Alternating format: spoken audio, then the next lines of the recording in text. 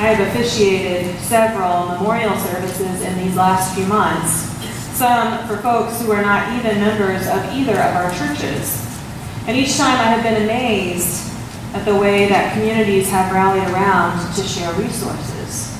Earthly or material resources, like casseroles for the grieving family, monies to purchase a beautiful vase of funeral flowers for one who otherwise would have had a bare altar during his memorial service. The resource of time and skills, preparing PowerPoint slideshows of photos to play during a funeral, organizing a luncheon to feed the grieving, the spiritual resources of one's presence and love and listening, making sure someone is on site around the clock, watching vigil so that the family can take a break. Many of us live our lives in denial of death, treating it as a scary enemy to be feared and ignored at all costs. But when you greet it so often in your life or in the life of your community, you begin to realize that death is inevitable and part of the life cycle. And you see that no one can take their resources with them when they go. There's no trailer hitches on a hearse. You can't carry it with you beyond the grave. It's better to utilize what you have while you have it, and even better if you can steward your resources to bring justice and peace and health and happiness and freedom and joy to those around you. Dana and I are currently in the process of writing our own will. We are including important religious institutions as the recipients of our financial and material resources when the time comes. I've been approached by some in the congregation wanting to know the process for leaving their house or property to the church when they die. Some may not have had much to give during their life, but they're doing their best to give what they can at the time of their death.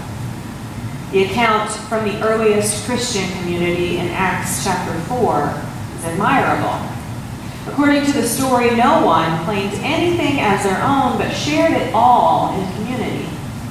They would sell their houses and property and pool their resources and then distribute it to whomever was in need at the time. We hear about a man named Joseph, who was given the nickname Barnabas, which means encourager. We are not told all of the ways that he earned that nickname, but selling his farm and giving the profits to the community was one way that he provided encouragement to those who were in need, including himself, because he lived in the community. This reminds me of the living arrangements in monasteries and convents. Unfortunately, these large-scale religious households are dying out in many areas due to less and less people entering that lifestyle. But they are good models of communities of people who keep little for themselves, but pool their incomes to provide care for all who come and live among them. Just this week, I sorted through old surveys that were filled out by the membership of the church. They were time and talent surveys. You may have remembered filling some of those out at one time or another. When a member joins this church, they promise to participate in the life and mission of this faith family by sharing their time, talents, and treasure. These gifts are the fuel on which the church runs. Without it, the fire and mission would dwindle and go out.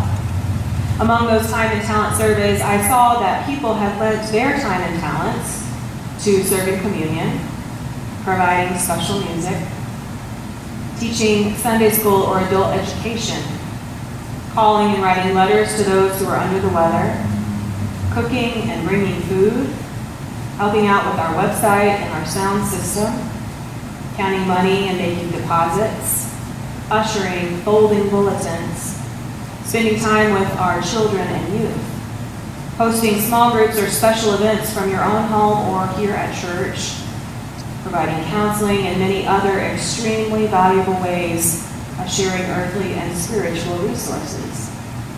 1 Corinthians 12 reminds us that there are a variety of gifts with the same Spirit, a variety of ministries, but we all serve the same one. It is the one and same Spirit who produces all of these different gifts that each and every one of us has a piece of and distributes them as she wills.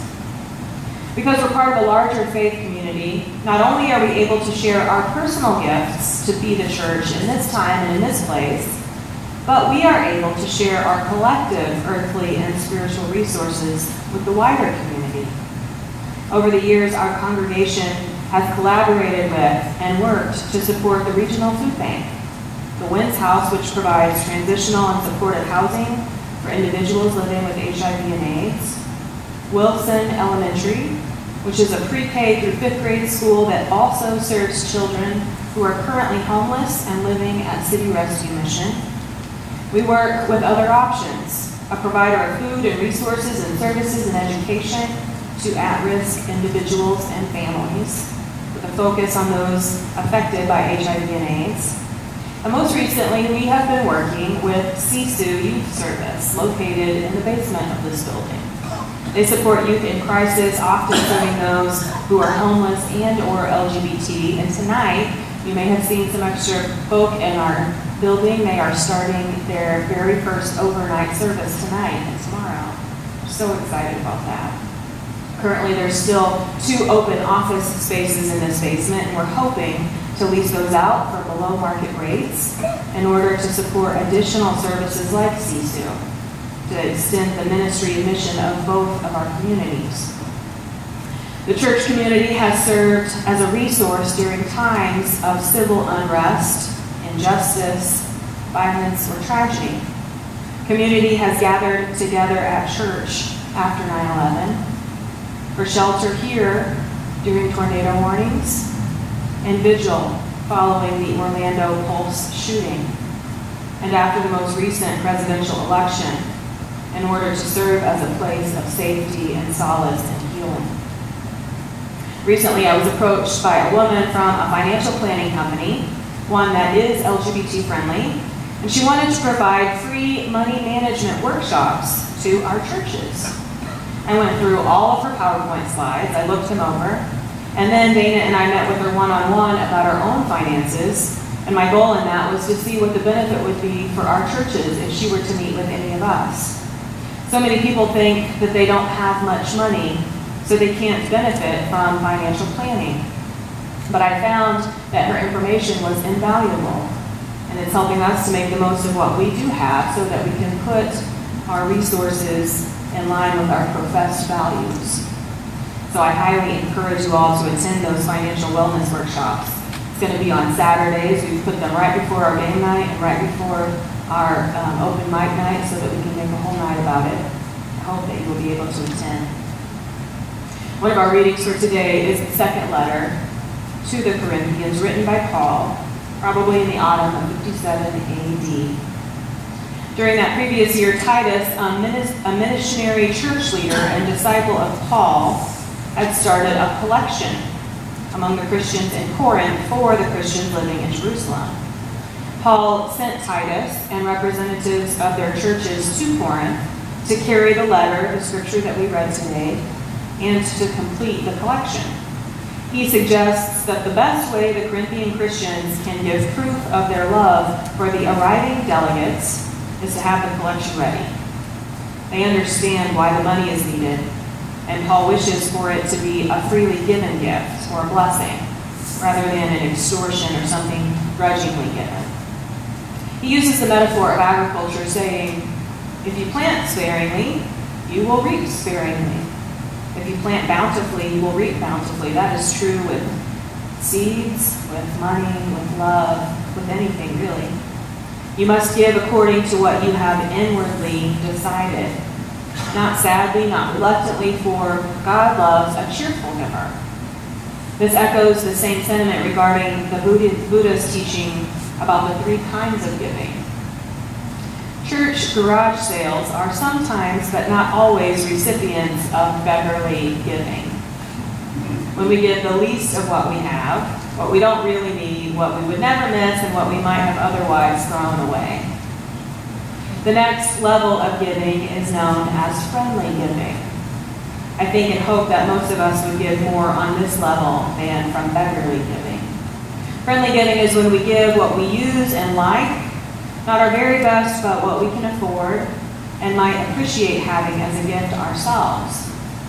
But the Apostle Paul urges the Corinthian Christians to be more than friendly givers, to be kingly givers.